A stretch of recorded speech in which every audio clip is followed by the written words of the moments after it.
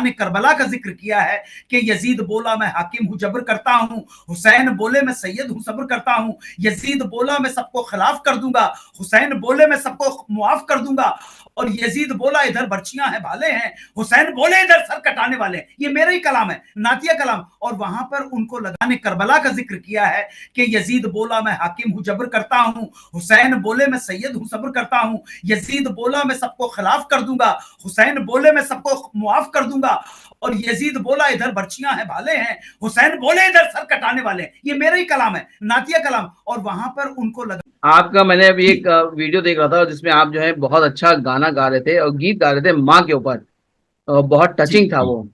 और हमने इस फिल्म में लिखा हुआ है, जब हमने इस ये फिल्म सोच के और यकीन मानिए जब मैंने इस फिल्म के प्रोमो जब देखा तो मुझे बड़ा वो रोना भी आ रहा था कि मतलब एक माँ एक जो तरह दिखाया गया है, माँ के पैरों के नीचे जन्नत डाली गई है इस्लाम में, और माँ की इज्जत बहुत करने को बोला गया है। और माँ जो होती है वो कभी किसी की बेटी भी होती है, किसी की बहन भी होती है, उसके बाद वो माँ बनती है।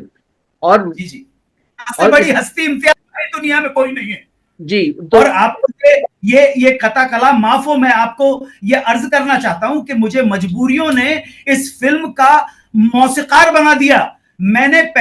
मुझे वहीं पर हालात ऐसे बन गए कि मुझे नातिया कलाम वहां पे न सिर्फ कंपोज करना पड़ा, मैंने हुजूर की शान में नातिया कलाम लिखा है, हुजूर सरवर कायनात सल्लल्लाहु अलैहि वसल्लम की शान में नातिया कलाम मैंने लिखा है। आप देखिए वो नातिया कलाम वो नहीं दिखता है।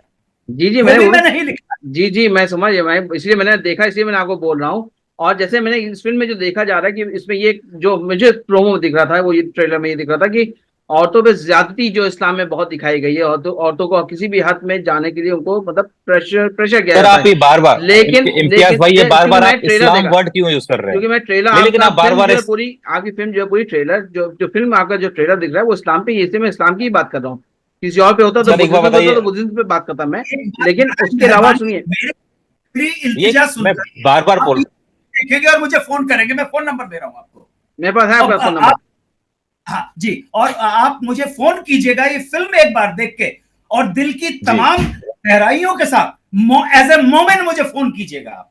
मैं आपके फोन का, मैं तो रिपोर्टर हूँ, मैं वो दूसरी चीजें हैं, लेकिन इसको जब मैं बैठता हूँ बात कर रहा हूँ तो एज अ रिपोर्टर ही बात कर रहा हूँ। और मैं कोई ऐसा नहीं कि मैं मुस्लिम नुमाइंदा बैठ के बात कर रहा हूँ, मैं आपसे एक भाई समझ के बात कर रहा हूँ। आप फिल्म देख के मुझे जरूर आप मुझे फोन कीजिए। सर फिल्म रिलीज कब होगी? देखेंगे कैसे? फिल्म तो रिलीज नहीं हो रही आपकी।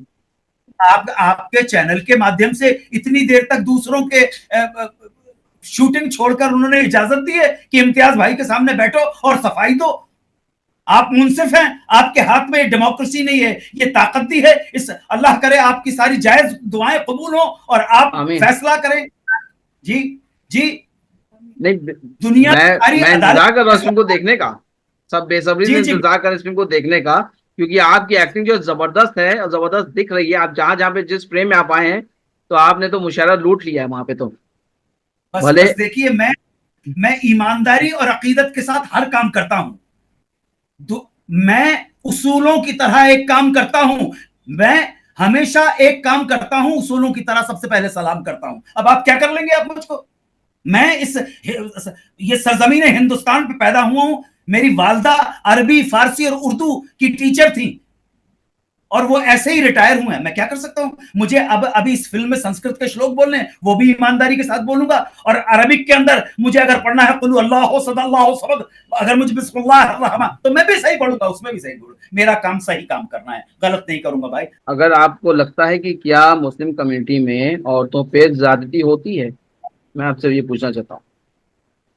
होती होगी, होगी नहीं होती है। आपकी फिल्म में जो दिखाया जा रहा है, जिस तरह जाति दिखाई जो हमको लग रहा है कि औरतों पे जाति दिखाई गई है।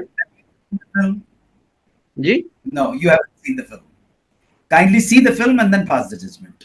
हाँ नहीं, अभी मैं डिसीजन नहीं ले सकता। मैं आपसे पूछ, प्रोमो में दिख रहा है वो यही दिख रहा है ना कि ज्यादती दिखाई जा रही है, बीवी जो है वो पैर पे पड़ी हुई आपके अंदर। I-10 शाहरुख खान आते हैं और दूसरे बड़े बड़े फिल्मी सितारे आते हैं।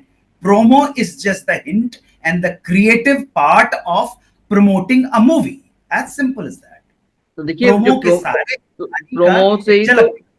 प्रोमो से ही तो सब सेंटिमेंट्स हर्ट हो गए, तभी तो प्रोड्यूसर साहब जो है उनको इतना चीज के ऊपर हर्ट हो सकते हैं। नहीं, अब इसीलिए तो प्रोड्यूसर साहब को जो है वो घाटा उठाना पड़ रहा है, क्योंकि फिल्म की रिलीज डेट जब तय हो जाती है तो बहुत पैसा लग चुका होता है उसमें, ये मुझे ही पता है। हाँ। तो देखिए, तो फिल्म का बहुत प्रोमो जब काटा जाता है तो ऐसा काटा जाता है कि इंस्टिगेट ना करे, कहीं पे कुछ वॉयलेंस ना होने पाए, या कोई आपको। लेकिन सीबीएफसी से क्लियरेंस होने के बाद भी आपकी जो प्रणाली की व्यवस्था है वो उस वजह से भी घाटा उठाना पड़ रहा है, क्योंकि जो गवर्नमेंट की कॉम्पिटेंट अथॉरिटी है उसी के ऊपर जब विश्वास नहीं रखा जा रहा, उसी के पास पावर नहीं दे जा रहे और पावर बट के विकेंद्रीयकरण हो जाता है, तो इस तरह का घाटा होता है जो बहुत त्रासदी है। देखिए, त्रासदी आप बोल रहे हैं, लेकिन सुप्रीम कोर्ट ने आप त्रासदी बोले कि सुप्रीम कोर्ट ने जो है वो बोला है कि ठीक से सीबीएफसी ने अपना जॉब ठीक से नहीं किया।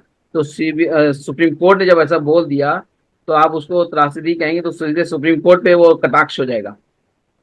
आप इम्तियाज सर, आपने ऑर्डर पढ़ा है, सुप्रीम कोर्ट का ऑर्डर पढ़ा है आपने, या सिर्फ ये न्यूज़ ऑर्डर बताइए हेडलाइंस पढ़ी? हमने सुप्रीम कोर्ट में कहीं लिखा हुआ है, लिखा है कि आपने जो सीबीएफसी ने जो अपना काम ठीक से नहीं किया, इसीलिए सुप्रीम कोर्ट ने बोला। ये कहाँ पढ़ा है आपने? कहाँ आपने सर, कहाँ पढ़ा है आपने? बॉम्बे टाइम्स में आके देख लीजिए, उसी में लिखा हुआ है। नहीं, इम्तियाज पेपर में पढ़ा है ना? इम्तियाज जी, मनीष सर, इनको थोड़ा प्लीज बताइए। सुप्रीम कोर्ट ने अपने ऑर्डर में कोई भी फाइंडिंग नहीं दी है मेरिट्स पे। एक जगह ये नहीं कहा है कि ये ऑफेंसिव है या नहीं है। सुप्रीम कोर्ट ने सिर्फ ये कहा है, क्योंकि सेम डे हाईकोर्ट में भी मैटर पेंडिंग था, हाईकोर्ट में भी हियरिंग के लिए आने वाला था, तो सुप्रीम कोर्ट ने ये बोला कि हम अपने ऑर्डर में 3 बार उन्होंने मेंशन करा है कि मैं मेरिट पे एक फाइंडिंग नहीं दे रहा, पार्टीज जाके हाईकोर्ट के सामने आर्ग्यू करे, क्योंकि उसी दिन मैटर पेंडिंग था हाईकोर्ट। और कहीं एक वर्ड ऑफेंसिव है सुप्रीम कोर्ट ने कोई व्यू नहीं दिया है। ये जो न्यूज़पेपर में आ रहे हैं आर्टिकल की ऐसा हुआ वैसा हुआ, वो गलत है। ऑर्डर शीट पे कहीं ये चीज एजम्पशन पे आ रहे हैं। अच्छा अनुज जी, बताइए, आप ये किरदार निभा रहे तो आपको क्या फील हुआ? मतलब ये क्या आपको लगा कि जो किरदार हम निभा रहे हैं ये कितना सही है, कितना गलत है? क्या आपने सोचा इसके बारे में?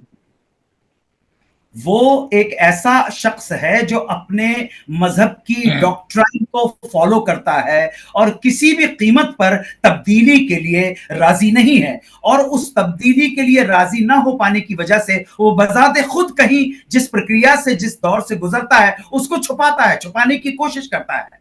आप फिल्म देखिए तब आपको पता पड़ेगा। इससे क्रिएटिव वर्क ऑफ आर्ट जिसमें किसी को कोई हर्ट नहीं है, और जहां पर मैं हूं वहां पे गलत और ज्यादती नहीं होने दूंगा।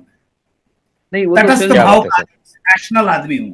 तो मैं सबसे पहली बात बताऊं, I don't belong to any political ideology and I don't belong to any religion. I am an atheist yet I respect, since I know the truth, I respect all religion but I know the truth. तो ये film जब आपको offer हुई तो आपने सोचा नहीं कि इसमें इतने बड़े मुद्दे उठाए जा रहे हैं जिसमें पता नहीं कितनी सच्चाई है कि नहीं है, आपको क्योंकि उतना नहीं मालूम होगा इस्लाम के बारे में, तो आपने उसको करने से पहले हाँ कर लिया आपने फिल्म को? कि मुझे मालूम नहीं होगा। अजम्पशन के ऊपर मत खेलो आप। अजम्पशन के ऊपर ठीक है, मैं 10वीं क्लास पास हूं और हो सकता है आपने एमएससी पॉलिटिकल साइंस में की हुई, लेकिन एक बात ध्यान रखना, एमएससी पॉलिटिकल साइंस में डॉक्टरेट करने का मतलब ये नहीं कि आपके पास विजडम आ गई होगी या किसी और के पास विजडम है। एजम्पशन मत करो। मुझे जब स्क्रिप्ट आई है, स्क्रिप्ट अच्छी थी, जस्टिफाई किया है डायरेक्टर ने, प्रोड्यूसर ने पैसा अच्छा दिया है, प्रोड्यूसर ने मेरी हर मांग, दैट्स इट, खत्म होगी बात। आगे कोई बात की बात। तो हमको लगता है ये फिल्म जो है आप लोगों ने किस सोच से बनाई थी? मतलब आप चाहते थे कि समाज में चेंजेस लाए जाए, राइट? ये डायरेक्टर और प्रोड्यूसर और कोई भी स्क्रिप्ट लिखने वाला एक बड़े वाइडर पर्सपेक्टिव के साथ एक यूनिवर्सल फिल्म बनाने की कोशिश करता है, और उसकी इच्छा यही होती है कि वो फिल्म ज्यादा से ज्यादा लोगों के बीच में मकबूलियत हासिल करके उनको शोहरत और दौलत दिला के जाए। बस बात खत्म हो गई। हाँ, लेकिन बजाते आप मुझसे पूछेंगे मैसेज देने वाला, मेरी कोई हस्ती नहीं है कि मैसेज देने वाला, ना मैं कोई पॉलिटिकल लीडर हूं और ना कोई मजहबी ठेकेदार हूं, ना धर्माध्यक्ष हूं जिसको मैं मैसेज देना मामूली सा कलाकार हूं। नहीं, लेकिन पिछले काफी समय से ये कहा जाता है कि बहुत सारी प्रोपेगेंडा फिल्में आ गई हैं और ये एक इजी वे है लाइमलाइट में आने का हर किसी का। तो इस फिल्म को देखकर जो प्रोमोस के जो मुझे जो रिएक्शन आए वो यही आए कि ये प्रोपेगेंडा फिल्म है जो सस्ती पब्लिसिटी बटोर रही है बस। देखिए भाई, अच्छा इम्तियाज सर, मुझे एक बात बताइए। अनु सर बोलिए प्लीज, आप बोलिए। हाँ एक बोलिए सेकंड प्लीज सर। उनके फिर मुझे जी बोलिए शॉर्ट सर। जी जी जी। ये लफ्ज प्रोपेगेंडा ना सेकेंड वर्ल्ड वॉर से बहुत उसमें आया। जो गोएबल्स था, जोसेफ गोएबल्स था, वो हिटलर का प्रोपेगेंडा मिनिस्टर था और वो कहता था मैं झूठ को ऐसे पेश करूंगा कि वो सच से भी ज्यादा सशक्त और प्रभावशाली होगा। प्रोपेगेंडा अगर देखूं तो नटशेल में दुनिया का हर धर्म प्रोपेगेंडा के अलावा कुछ भी नहीं है, क्योंकि हर धर्म जो है वो कहता है मैं सच हूं, बाकी सब गलत है। नहीं, आज का प्रोपेगेंडा क्या है अनुज जी कि हमको मालूम है जन्नत की हकीकत, लेकिन दिल के बहलाने को गालिब ये ख्याल अच्छा है। मैं इजाजत चाहूंगा, बहुत बहुत धन्यवाद।